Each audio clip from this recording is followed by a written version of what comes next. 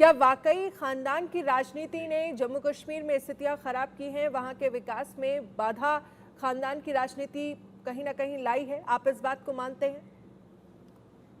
बिल्कुल सही है। क्योंकि पिछले 35 साल से हमने जो देखा, पहले नेशनल कॉन्फ्रेंस में फारूकुल्लाह साहब चीफ मिनिस्टर थे। उस टाइम कश्मीर में उग्रवाद शुरू हो गया। कश्मीर फारूकुल्लाह साहब की एक कमजोर हुकूमत चलाने की वजह से आतंकवाद में थोड़ा बढ़ावा मिल गया। और जब सीमा चरम पे आतंकवाद पहुंच गया तो फारूकुल्लाह साहब कश्मीर छोड़ के खुद लंदन पहुंच गए। ऐसे ही उसके बाद जो भी ये तंजीमें आ गई तो उन्होंने भी सेम किया। जैसे उसके बाद पीडीपी आ गया तो उन्होंने भी सेम चीज किया। मसला ये चीज है क्योंकि कश्मीर में जो पॉलिटिकल पार्टीज है, जो खानदान जिन्होंने अभी तक राज किया है, वो उनके वजह से क्या था, वो ये थोड़ी बहुत उनको जो ये थे टेररिस्ट वगैरह थे, या जो पाकिस्तानी पार्टीज थी, या जो ये प्रो या एंटी इंडिया पार्टीज थी, उनको उनकी संरक्षण मिल गया, उनको उनका थोड़ा बहुत सपोर्ट रहा, जिसकी वजह से टेररिस्ट थोड़ा एम्बोल्ड हो गए।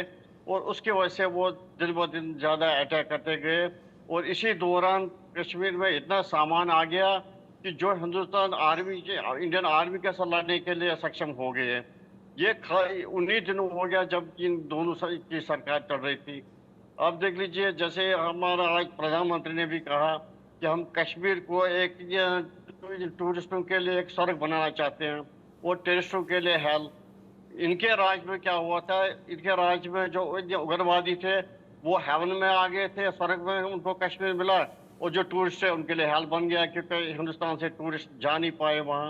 आप देख लीजिए, जब इनका राज खत्म हो गया, महबूबा भी गई, ये भी गया, जब से गवर्नर साहब आ गए, लेफ्टिनेंट गवर्नर वहाँ आ गए, कश्मीर के इतनी तरक्की की ओर जा रहा है। अब कोई टूरिस्ट ऐसा नहीं है कि पहले क्या होता था, जैसे यहाँ पथराव करने के लिए बच्चे निकलते थे, 500 रुपये लेके निकलते थे, सरकार की कोई एक्शन नहीं होती थी, या कोई इसी तरफ से कोई एक्शन नहीं होती थी। लेकिन जब से गवर्नर साहब आ गए तो तब से कश्मीर में तो टोटली डिफरेंट पोजिशन होगी। जैसे अब कश्मीर में क्या था, कुछ बैंक ऐसे थे जम्मू कश्मीर के, जिसमें तो उग्रवादियों को काफी पैसा भी मिलता था, और उनको जो सरकार की तरफ से ठेके वगैरह मिलते थे, हम्म। वो हो गया। और ऐसे ही क्या था, जो भी जैसे जेड के पुलिस था, वो उनके कुछ लोग थे जो इनके साथ मिले हुए थे, या फिर डॉक्टर्स कुछ थे। इतना कि सोहरा में एक डॉक्टर थे जो वहाँ, ये सोहरा इंस्टीट्यूट जो मेडिकल साइंस या इंस्टीट्यूट कश्मीर का सबसे बड़ा इंस्टीट्यूट है, वहाँ पर जो हेड ऑफ द डिपार्टमेंट था वो मिलिटेंट्स के साथ मिला था। ऐसे बहुत सारी जगहों पे ऐसा हो रहा था कि इनको सरकार की और जो अफसर वगैरह तो जो लोग वहाँ के थे उनका फुल सपोर्ट मिलता था। लेकिन अब वो सपोर्ट कैंसिल हो, उनको विड्रा कर दिया सरकार ने। अब उनकी सरकार रही नहीं। अब गवर्नर के टाइम में देख लीजिए, आप लेफ्टिनेंट गवर्नर के टाइम में मिलिटेंसी सारी खत्म हो गई। अभी जैसे कश्मीर में दबाव आ गया मिलिटेंट्स का, वो जम्मू की ओर गए। जैसे नेशनल करेंगे, अपने कांग्रेस के ये प्रवक्ता कहते थे, देखो जी अब जम्मू के में ऐसे हो रहा है कुछ सालों से, वो उसकी वजह से है कि कश्मीर में अब चलती नहीं, कश्मीर में इनका वहाँ कदम नहीं बढ़ रहा है। और इन्होंने देखा कि अब जम्मू में थोड़ी सिक्योरिटी का सेटअप जो थोड़ा कम हो गया, तो ये उधर की ओर चले गए। ओवरऑल जो क्वेश्चन है, ये जो दो खानदान है कश्मीर के, इन्होंने कश्मीर को बर्बाद कर दिया। आप देख लीजिए, यहाँ तक कि अब कश्मीर में इतने टूरिस्ट आ गए, कश्मीर में इतने एम्स बन गया, आईआईटीज बन गए, जितने तरक्की पे जा रहे हैं, लोग इस रात रात पर घूमते रहते हैं। यहाँ तक कि कश्मीरी पंडित जितने उनके त्योहार होते हैं वो बड़े आराम से मनाते हैं। और परसों गणेश जी का विसर्जन हो गया, या बाकी जो त्योहार होते हैं सारे आराम से मनाते हैं। टूरिस्ट दिन भर घूमते रहते हैं। हर चीज में तरक्की हो रही है। ठीक है, आप अब भी मानते इनके हैं कि टाइम में 10 इनको सालों पूछ में लिया, इनके स्थितियां। टाइम में क्या हो रहा था। हाँ जी। जी बिल्कुल, आप भी मानते हैं कि 10 साल में स्थितियां बहुत बदली हैं और ये जम्मू वो कश्मीर की बिल्कुल बेहतरी बिल्कुल, की आप तरफ। देख लीजिए आज जो इलेक्शन हो रहा है ये उसी का रिजल्ट है। बिल्कुल। इससे पहले देख लीजिए, कांग्रेस का होम मिनिस्टर ऐसे कहे, पूर्व होम मिनिस्टर ऐसा कहे, अब उसने ऐसा शब्द किया जो यहाँ कहने के लायक नहीं, कि मैं वहां जा नहीं पाता था। मैं जाता था वहां, लेकिन डल लेक में जब जाता था अंदर से मेरा हाल क्या था मैं ही जानता हूँ। ये खुद एडमिट कर लेते हैं। क्या आज मैं जो इंटरव्यू ठीक है। राहुल गांधी जी या बाकी नेता वहां ठीक है घूम रहे हैं, तो ये सुखविंदर जी, तो एक बार अनुज बीजेपी माथुर बदल जी को दिया। हम और चर्चा में शामिल कर लेते हैं, उसके बाद फिर एक एक करके आप लोग बात करेगा। अब अनुज माथुर जी, क्योंकि जिक्र इस बात का भी हो रहा है कि 10 साल में क्या बदलाव हुआ है, इस बात को हम मानते हैं कि जम्मू कश्मीर जो है वो बेहतरी की तरफ बढ़ रहा है, विकास हो रहा है और बड़ी संख्या में जो टूरिस्ट हैं वो वहां पर पहुंच रहे हैं। लेकिन एक बड़ी चुनौती जम्मू कश्मीर में ये भी रही है, स्पेशली जम्मू के उन तमाम इलाकों में जहां पर पिछले कुछ वक्त में आतंकवाद खत्म था, लेकिन 2-3-4 सालों की अगर हम बात करें तो आतंकवाद वहां पर एक बड़ी चुनौती। अभी हाल ही में कल हमारे 2 जवान शहीद हो गए, हालांकि 3 आतंकवादियों को मार गिराया गया, लेकिन जो शहादत है उसको लेकर लगातार सवाल उठते रहे कि शहादत बर्दाश्त नहीं की जानी चाहिए और जवानों की अगर जाने जाती हैं तो फिर सवाल ये है कि आखिरकार कब हम जम्मू से आतंकवाद खत्म करेंगे। अनन्या, देखिए मैं बिल्कुल पॉलिटिकल मेरा व्यू होगा, क्योंकि मुझे राजनीति से कोई लेना देना नहीं है।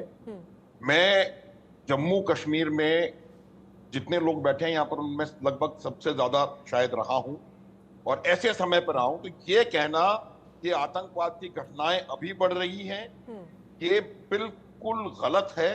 आतंकवाद अपने चरम पर 1990 से लेके और 2010 तक था, और वो चरम मैंने अपने आंखों से देखा है। अनन्या, उस आतंकवाद के मुकाबले बहुत परिस्थितियां सुधरी।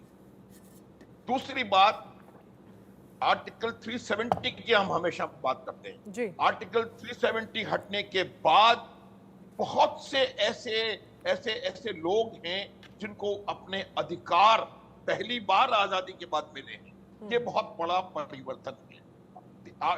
2019 के बाद से निश्चित रूप से सुरक्षा की स्थिति बहुत ज्यादा सुधरी है, खास करके कश्मीर घाटी में। और ये जो सुशील जी बोल रहे थे, मैं उनसे सहमत हूं कि जम्मू में आपको थोड़ा बढ़ा हुआ टेररिज्म की एक्टिविटीज नजर आ रही है। उसकी वजह है अनन्या, इसकी वजह सरकार का फेलियर या कोई और नहीं है, 370 का हटना नहीं है। इसकी वजह है कि पिछले कई सालों से कई यहाँ पर एक्टिविटीज सुचारू रूप से चल रही हैं। लोकसभा के इलेक्शन में 56% वोटिंग होता है, देश के कई भागों से ज्यादा बेहतर। अमरनाथ की यात्रा कई सालों तक बिना रुकावट के चलती है। ये चीज पाकिस्तानियों को नहीं पच रही है, उसकी वजह से वो चाहते हैं कि किसी ना किसी प्रकार से यहाँ पर आतंक को बढ़ावा दिया जाए। जम्मू में जो आपको बढ़ी हुई एक्टिविटीज नजर आ रही हैं, उसकी वजह यही है कि इलेक्शंस एक हो चुके हैं, एक होने वाले हैं, और पाकिस्तान नहीं चाहता कि किसी भी तरीके से यहाँ पर इंसिडेंट फ्री इलेक्शंस हो, और इसलिए वो अपनी पूरी ताकत झोंक रहे हैं। और वो पूरी ताकत झोंकने के बाद भी परिस्थितियां खास करके घाटी में बिल्कुल मेरे हिसाब से नॉर्मल है। मैंने 2022 और 2023 में 10-10, 12-12 दिन कश्मीर घाटी में गुजारे हैं, और मैंने जमीन आसमान का अंतर देखा है 2010 में और 2024 में। जमीन आसमान। जो कश्मीर मैंने देखा 7 बजे के बाद हम लोग अपने कॉन्वॉय प्रोटेक्शन के साथ निकलने में हमको नहीं, उसके अलावा नहीं निकल सकते थे। बारामूला से कश्मीर श्रीनगर, मैं स्वयं एक प्राइवेट गाड़ी में रात को 11:30 बजे बारामूला से श्रीनगर गया हूं, और मैंने चहल पहल देखी है पूरी सड़क के दोनों तरफ। और तो कहीं भी किसी भी अनन्या, एक मिनट प्लीज। ठीक है आई हैव वेटेड बिल्कुल 45 मिनट्स। जी जी, मेरी बात। तो परिस्थितियां बहुत सुधरी हैं। आपका स्टेटमेंट मैं दोहराना चाहता हूं, minimum terrorism, maximum tourism. 2.1 crore tourist, तो ये आप हालात कर रहे हैं। आप देखिएगा कि किस प्रकार से आगे आने वाला समय दिखाएगा कि कैसे 370 हटने के बाद total integration with India, total development और बहुत बेहतरी आतंकवाद। अब देखिए, आतंकवादी घटनाएं जब तक पाकिस्तान है तब तक वो प्रयास करता रहेगा, लेकिन जवाब है आपकी सेना के पास, वो देगी। अनन्या जी, बिल्कुल। और ये आपने एग्जाम्पल बिल्कुल ठीक दिया कि अगर कहीं भी किसी भी राज्य में जहां पर शाम के वक्त ये लगता था घोषित कर्फ्यू वाली स्थितियां बन जाती थी और वहां पर अगर टूरिस्ट पहुंच रहे हैं और लोग वहां पर 9-10 बजे तक मार्केट घूम रहे हैं, तो ये बहुत बड़ा बदलाव है और अपने आप में ये बदलाव वाकई बेहतरी दर्शाता है। एक्सपीरियंस है जी, पर्सनल। ठीक है। मेरे साथ विजय शर्मा जी। विजय जी, अब मैं चाहूंगी आप जवाब दीजिए और उसके बाद सुखविंदर जी आप अपनी बात रखिएगा, बोलिए।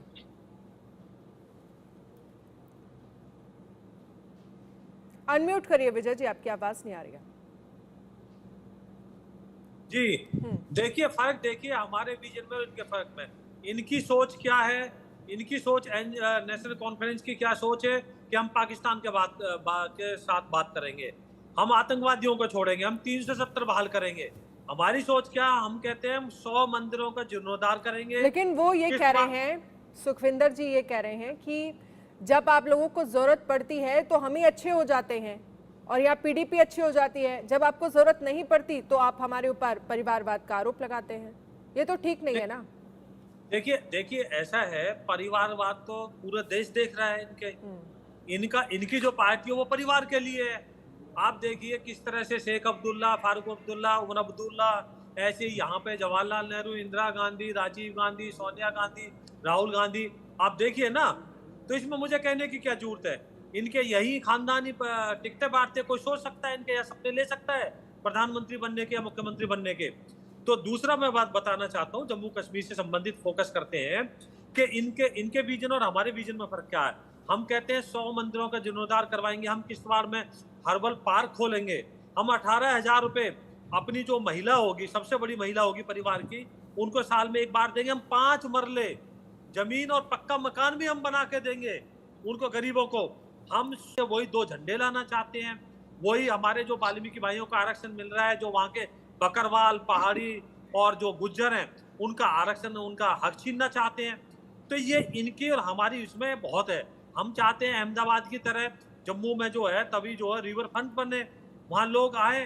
किस तरह से गुलमर्ग में हम जो विजय जी ये तो आपने विकास की बात कर दी और अगर आपकी सरकार बनेगी तो आप वहां पर क्या करेंगे। लेकिन मेरा एक सवाल ये है, लोकसभा चुनाव के नतीजे आपने देखे, मैं मानती हूँ कि जम्मू में अच्छा प्रदर्शन किया आपकी पार्टी ने, लेकिन कश्मीर को लेकर क्या प्लानिंग है। और आप अगर भगवा लहराने की बात जम्मू कश्मीर में करते हैं और जीत की बात करते हैं तो फिर ये संभव कैसे है, किस आधार पर आप ये कह रहे हैं। हालांकि कश्मीर में तो आपने कैंडिडेट तक नहीं उतारे थे, जम्मू में भले आपको 2 सीटों पर जीत हासिल हो गई हो, लेकिन कश्मीर को लेकर भी क्या उतना ही फेवर आपको मिलता दिख रहा है विधानसभा चुनाव में। देखिए अनन्या जी, हमने डीडीसी के चुनाव में अपने प्रत्याशी उतारे थे, हमारे 75 प्रत्याशी जीत कर आए थे। रही बात लोकसभा की, वो बिल्कुल हमने नहीं उतारे, क्योंकि कई बार क्या होता है, हमारे लिए राष्ट्र प्रथम है, पार्टी हमारे लिए प्रथम नहीं है, इनके लिए पार्टी प्रथम है। जब हम देश हित के लिए कोई कठोर कदम उठाते हैं तो कई बार तत्कालिक नुकसान भी उठाने पड़ते हैं। हमने जम्मू में उतारे थे, कश्मीर वैली में नहीं उतारे थे। लेकिन अब हम जिस तरह से इलेक्शन लड़ रहे हैं, आप देखना, हम पूर्ण बहुमत के साथ जम्मू कश्मीर में हम बैसाखी के सहारे कोई सरकार नहीं बनाएंगे। यही मैं कह रही हूँ, आप जो पूर्ण बहुमत का दावा कर रहे हैं उसका आधार क्या है। ठीक है सुखविंदर जी, आप हाँ एक मिनट, जो आपने सवाल पूछा है इसका एक मैथमेटिक्स है। तो बीजेपी को कश्मीर में अपने उम्मीदवार लड़ाने की जरूरत ही नहीं है, कि इन्होंने क्या इनका डिवाइड एंड रूल जो पॉलिसी इस बार हो गया, क्योंकि इंजीनियर रशीद जो अब ये इस टाइम ये पैरोल पे बाहर आ गया। हालांकि वो अपने जब उसके अपने इलेक्शन हो रहे थे तब उसको अभी बेल नहीं दी गई, इस टाइम उसको बेल दी गई। इंजीनियर रशीद के जो कैंडिडेट्स है और अन्य ये इंडिपेंडेंट कैंडिडेट्स जो है, उनको क्या इस बार क्या वो थोड़े बहुत आगे आ रहे हैं।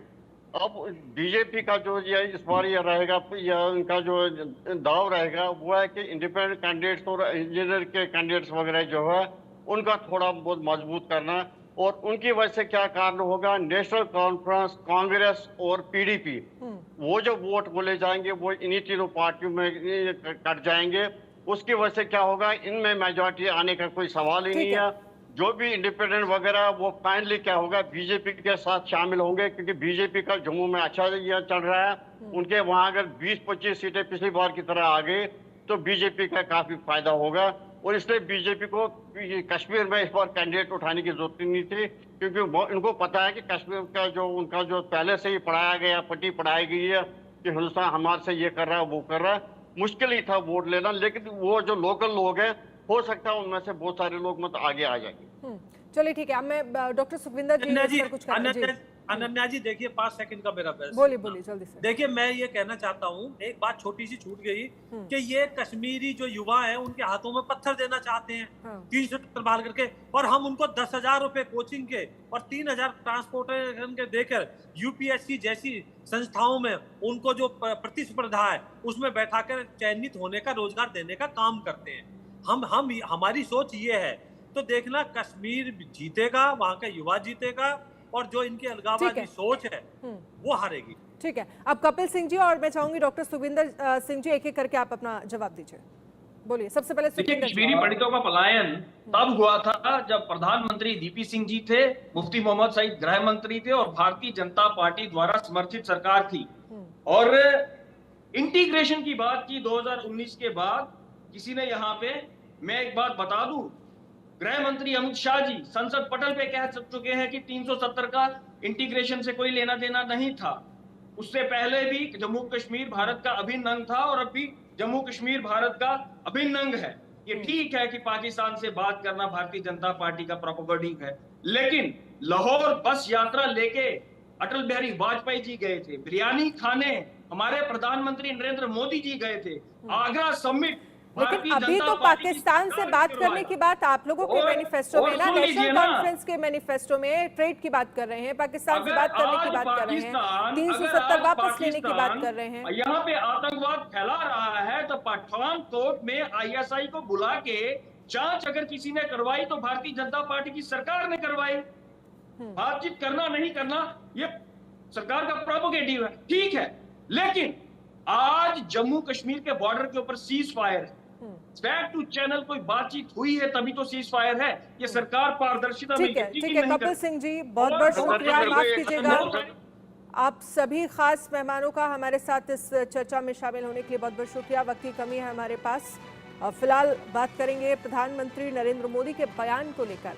केंद्रीय मंत्री जितेंद्र सिंह ने हमारी सहयोगी महिमा कटियार के से खास बातचीत की है, सुनिए। खास बातचीत करने के लिए केंद्रीय मंत्री डॉक्टर जितेंद्र मौजूद हैं। सर, प्रधानमंत्री नरेंद्र मोदी की रैली दशकों बाद ये रैली हुई है, किस तरीके से देखते हैं? क्योंकि तमाम बातें यहाँ पर प्रधानमंत्री नरेंद्र मोदी ने कही, कितना कॉन्फिडेंस है? सबसे पहले क्यों, क्योंकि आप स्टार प्रचारक भी है, प्रधानमंत्री यहाँ आते हैं, कितना कॉन्फिडेंस है जम्मू कश्मीर को लेकर और प्रधानमंत्री की इस विजिट को कैसे देखते हैं आप? नहीं, यदि 40-45 वर्ष के बाद प्रधानमंत्री को यहाँ आते हैं तो यही अपने में संकेत है कि किस प्रकार की प्राथमिकता प्रधानमंत्री मोदी इस दूर दराज के पिछड़े क्षेत्र को देते हैं। और हो भी क्यों ना, क्योंकि गत 10-11 वर्षों में इस क्षेत्र की काया पलटी है, इसकी तस्वीर बदल गई। इसके प्राकृतिक साधन, नेचुरल रिसोर्सेज जो ना कभी तलाशेंगे ना तराशेंगे, वाटर रिसोर्सेज, यहाँ चनाब की नदी बहती है, यहाँ अरोमा के पहाड़ हैं। मोदी जी ने अपने भाषण में बैंगनी क्रांति का जिक्र किया, लेवेंडर स्टार्टअप्स का जिक्र किया, उसको लेकर के कृषि का जिक्र किया। उसका जन्म भी इसी ज़िले से, डोडा से हुआ, और तभी संभव हुआ कि मोदी जी ने केंद्रीय सरकार की ओर से उसमें हमें प्रोत्साहन भी दिया और उसमें उन्होंने बार बार उसको फॉलोअप किया। मन की बात में उसका उल्लेख किया। 26 जनवरी को कर्तव्य पथ पर एक झांकी दिखाई गई। यानी इस क्षेत्र की छोटी से छोटी बात को लेकर के, छोटे से छोटे बिंदु को लेकर, छोटे से छोटे विषय को लेकर के मोदी जी ने स्वयं रुचि दिखा करके इसको उस सतह पर लाने का प्रयास किया है जिस स्तर पर दूसरे क्षेत्र है। और ये विकास आपको देखने को मिलेगा, क्योंकि जब लोगों से पूछेंगे कि 10 वर्ष से पहले, 2014 से पहले इसकी क्या दिशा थी और अब क्या है, तो वो स्वयं अपने में प्रमाण होगा। आज यहाँ भद्रवाह के क्षेत्र में 2-2 5 स्टार होटल बन रहे हैं, वो इसलिए कि पर्यटकों का आना शुरू हुआ। लेवेंडर के खेतों में फोटो शूट्स हो रहे हैं, यहाँ मेडिकल कॉलेज बना केंद्रीय राशि से।